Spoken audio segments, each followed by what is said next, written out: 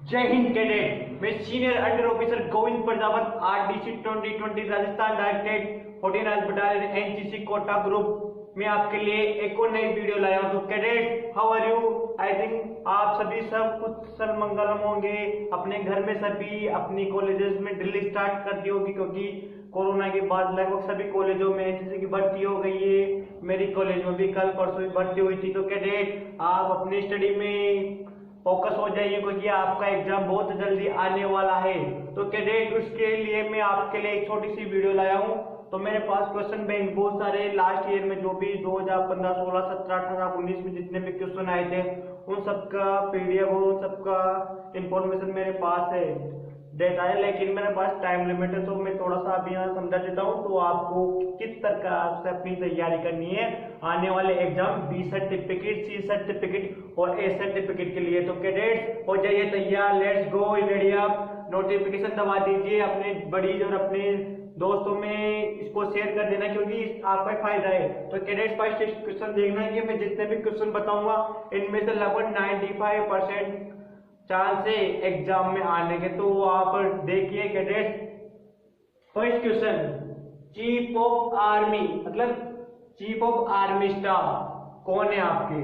अभी जो वर्तमान समय में अपने इंडियन आर्मी की चीफ ऑफ आर्मी ना, वो है एम जनरल रैंक। फर्स्ट में आप जितने भी ऑफिसर के नाम लिखेंगे उनके आगे रैंक का लिखना, यानी ओहदे का लगाना महत्वपूर्ण है, इंपॉर्टेंट है। Without rank not correct answer, ठीक है। तो फर्स्ट लिखेंगे जनरल एमएम नरावने, यानी भारतीय सेना के मुख्य चीफ जो है जनरल एमएम नरावने है। एमएम नरावने जो भी भारतीय सेना के जनरल है।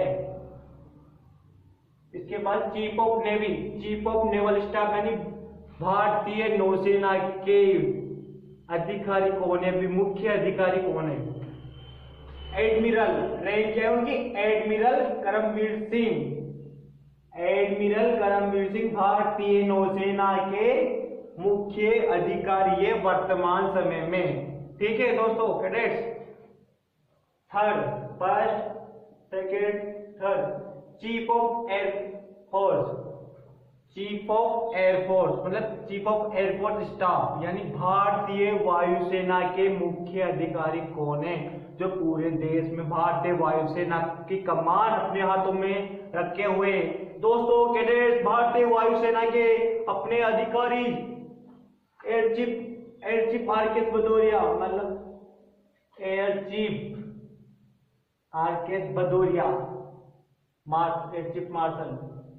Air chief marshal RKS Bhadauria, भारतीय वायुसेना के RKS Bhadauria, air chief marshal RKS Bhadauria भारतीय वायुसेना के अधिकारी हैं। भारतीय वायुसेना, आपको गर्व होना चाहिए आपके देश की सेना, भारतीय सेना हो या भारतीय नौसेना हो या भारतीय वायुसेना हो, तीनों सेनाओं ने देश का इतना अच्छा सा मनोबल बढ़ा रखा है कि कोई सी भी ताकत आई, चीन हो पाकिस्तान हो, डरना नहीं है, तीनों में तत्पर रहते हैं। तो दोस्तों, आपको गर्व होना चाहिए अपनी सेनाओं के ऊपर, अपने सशस्त्र बलों के ऊपर, क्योंकि आपके लिए दिन रात अपनी बॉर्डर अपनी सरहदों पे खड़े रहते हैं कैडेट। तो आप भी तैयार हो जाइए, अपने अंदर जुनून भरिए भारतीय सेनाओं में जाने के लिए। तो एनसीसी आपको ये अपना एक परफॉर्मा एक स्टेज उपलब्ध करा लिए, तो भारतीय सेनाओं में आपको बहुत अच्छा मौका मिलेगा कैडेट्स। तो हो जाइए तैयार भारतीय सेनाओं में जाने के लिए। एयरफोर्स में जाओ, एयरफोर्स में जाओ, नेवी में जाओ, किधर भी जाओ,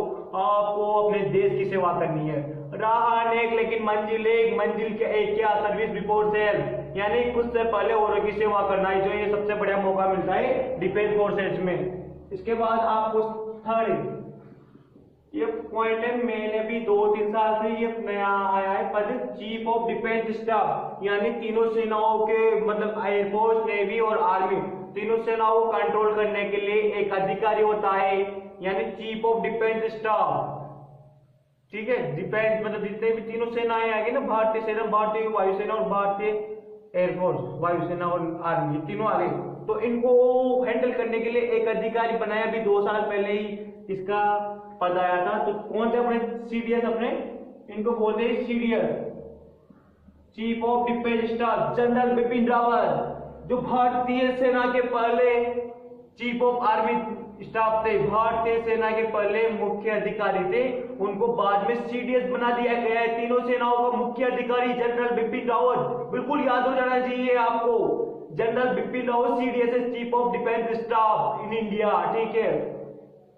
उसके बाद एयरफोर्स, इंडियन एयरफोर्स की स्थापना, इंडियन एयरफोर्स की स्थापना कब हुई, क्वेश्चन आता है डायरेक्ट 2 नंबर में कि भारतीय वायुसेना की स्थापना कब हुई, प्लीज मेंशन करो सन। तो क्या करना है, 8 अक्टूबर 1932 1932 को भारतीय वायुसेना की स्थापना हुई है। अब शॉर्ट फॉर्म पूछ लेते हैं आपसे बहुत सी बार, इसकी फुल फॉर्म बताइए।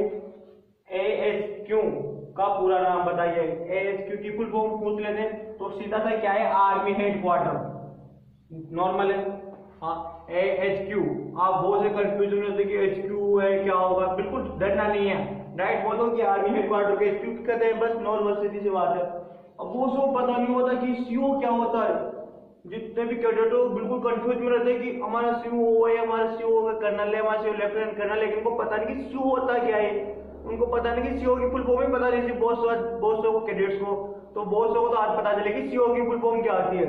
सीओ की फुल फॉर्म मुझे कमांडिंग ऑफिसर, यानी जिस यूनिट को हैंडल कर रहा है उसका वो कमान अधिकारी है, कमांडिंग ऑफिसर हिंदी में बोलते हैं कमान अधिकारी।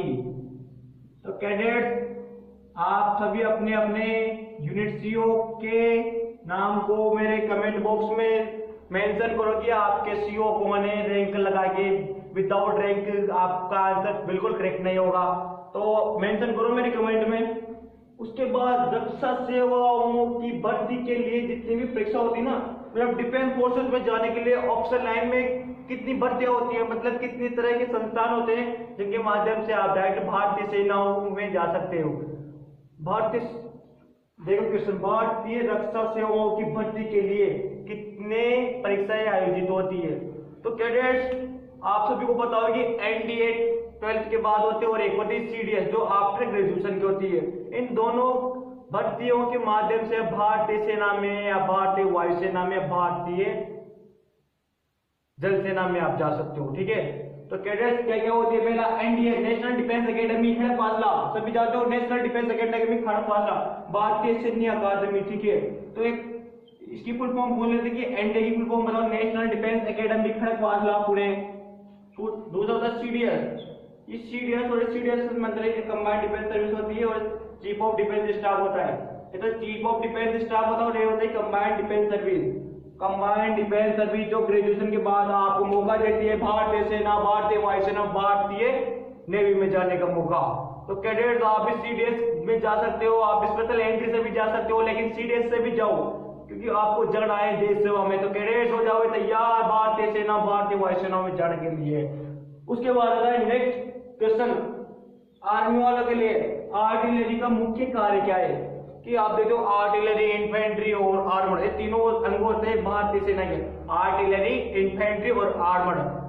आर्टिलरी का काम होता है इन्फेंट्री को सपोर्ट करना। इन्फेंट्री क्या होता है, इन्फेंट्री होता है आप पहला युद्ध होगा तो सबसे पहले इन्फेंट्री रहेगी। इन्फेंट्री मतलब पैदल सेना अपने हथियारों के साथ दुश्मन को आक्रमण के लिए हल्ला बोलती हुई जाती है। जिस प्रकार आपने देखा था कि कारगिल के युद्ध में पहले इन्फेंट्री गई थी, इन्फेंट्री के जवान चढ़ गए थे टोलिन पहाड़ी पे, उसके बाद फिर आई इन्फेंट्री चली गई। फिर इन्फेंट्री को सपोर्ट करने के लिए आर्टिलरी को तोपे छोड़ी ना, उनकी लंबी लंबी पहाड़ों पर गोले बम बम बरसाए थे, वो अपनी है आर्टिलरी। तो आर्टिलरी का क्या होता है, इन्फेंट्री को सपोर्ट देना। आर्टिलरी के बाद फिर एक और आती है आर्मर्ड। आर्मर्ड देखो क्या टैंक आते हैं, टैंक को बम बम गोले बरसाते हैं। टैंक एक तो आर्टिलरी गन्स होते हैं और एक होते टैंक जो चेन ऑफ बीएमपी वगैरह वगैरह आते हैं उनमें। तो आर्टिलरी के बाद फिर डायरेक्ट आर्मर्ड आती है। तो आर्मर्ड में भारतीय सेना के अंगे आर्टिलरी, इन्फेंट्री और आर्मर्ड। तो ध्यान रखना क्वेश्चन आता है कि भारतीय सेनाओं में मेंशन करो, पहले क्या आर्टिलरी, इन्फेंट्री और आर्मर्ड, तो ध्यान रखना। और एनसीसी की एक कंपनी, आप कॉलेजों में एनसीसी करते हो तो उसमें उन्होंने कंपनी होती है। तो क्वेश्चन आता है डायरेक्ट कि आपकी कॉलेज में एनसीसी चल रही है तो उसमें कितने कैडेट है एक कंपनी में। तो 160 कैडेट एक कंपनी में होते हैं। कैडेट ध्यान दिए, सभी कैडेट HDHW सभी ध्यान दिए, आपकी कॉलेज में एक कंपनी चलती है तो उसमें 160 कैडेट होते हैं। ठीक है। और स्कूलों में ट्रूप्स चलता है, ट्रूप्स में 55 कैडेट्स होते हैं, ठीक है। तो कंपनी कॉलेज में चलती है और ट्रूप्स चलते हैं स्कूल में, तो कैडेट ट्रूप्स में 55 होते हैं और कंपनी में 160 कैडेट होते हैं, यानी 160। तो कैडेट से वीडियो कैसी लगी आपको? आई थिंक अच्छा लगा होगा। मेरे पास बहुत से आपके लिए है स्टडी मटेरियल, लेकिन टाइम शॉर्ट है, तो कैडेट मेरी वीडियो नेक्स्ट सुन आएगी। आप अगर मेरे से पीडीएफ मांगना चाहते हो तो मेरे कमेंट में बोल दिए कि मुझे पीडीएफ चाहिए, मैं अपनी इंस्टा आईडी दे दूंगा, वहाँ आप हमें मैसेज कर सकते हैं, व्हाट्सअप कर सकते हैं। तो कैडेट मेरा यही कार्य है कि आपका पेपर अच्छा हो, ग्रेडिंग आए, अल्फा ग्रेड आए, बीटा नहीं आना चाहिए, मतलब बी ग्रेड नहीं आना चाहिए, बी के आए तो अल्फा ही आए।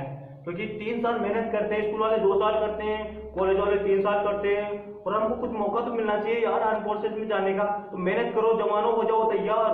आपकी सेना आपको पुकार रही है, आप सिविल सर्विस में भी जा सकते हो, डिफेंस में भी जा सकते हो, लेकिन जाओ किधर भी और अपने एनसीसी का नाम होना कि एनसीसी कैडेट है, डिसिप्लिन में हमें भी ऐसा बनना है। तो अपने आने वाले जो भी बड़ी छोटे बड़े बहन भाई हो, आप भी बड़े होकर अपने बच्चों को बिल्कुल एनसीसी दिलाइए, क्योंकि एनसीसी एक ऐसी संस्था है जिसमें आपको आप चरित्र, आपकी कैरेक्टर, आपका नेतृत्व करने की क्षमता को बढ़ा सकते हैं, क्योंकि आपकी बोलने की क्षमता, आपका लीडरशिप, आपकी भाईचारा, आपका बंधुता। क्योंकि एनसीसी क्या है, पूरे देश में लगभग अभी वर्तमान समय में 13 से 14 लाख कैडेट है। तो यार आपको गर्व होना चाहिए कि वर्ल्ड का सबसे यंगेस्ट और यूनिफॉर्मदार संगठन है आपका यूथ का, क्या है, एनसीसी, नेशनल कैडेट कोर। तो मुझे गर्व है कि मैं एक एनसीसी कैडेट था, हूं और रहूंगा, और अपने आने वाले जूनियर्स और अपने छोटे बड़े भाइयों को प्रेरित करूंगा कि एनसीसी ले, क्योंकि एनसीसी आपको जीवन में आगे बढ़ने का एक सुनहरा मौका देती है। तो कैडेट्स, जय हिंद, जय भारत। बेल आइकन दबा दीजिए, क्योंकि मैं लाइक कमेंट मत करना, लेकिन घंटी आती है ना बेल आइकन, उसको दबा देना, क्योंकि जब भी मैं नेक्स्ट वीडियो आएगी उसको आप देख सकते हो। मुझे लाइक नहीं चाहिए, ना ही शेयर चाहिए, ना ही सब्सक्राइबर चाहिए, बस आपके साथ रूबरू होने का मेरा अच्छा सा टाइम निकल जाता है, यही मेरे लिए बहुत है। तो कैडेट, जय हिंद, जय भारत, भारत माता की जय।